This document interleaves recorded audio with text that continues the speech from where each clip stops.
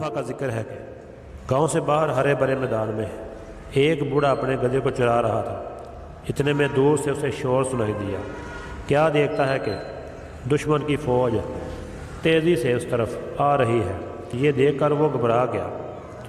وہ جلدی سے اپنے گدھے کو ہانکتے ہوئے دوسری طرف بھاگنے لگا۔ گدھے نے پوچھا، اے مالک، کیا ماجرا ہے؟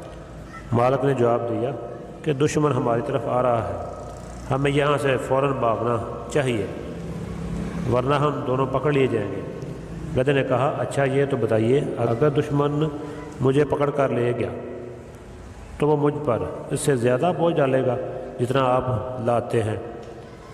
مالک نے کہا، نہیں، اس بات کا کوئی ڈر نہیں۔ مالک کی بات یہ سن کر گدھا کہنے لگا، اگر اس بات کا کوئی ڈر نہیں تو پھر میں کیوں بھاگوں؟ مجھے کیا فرق پڑتا ہے، میرا مالک تو ہے یا تیرا دشمن، میرے لیے تو دونوں ایک ہی ہیں۔ یہ کہہ کر گدھا وہیں کھڑا ہو گیا۔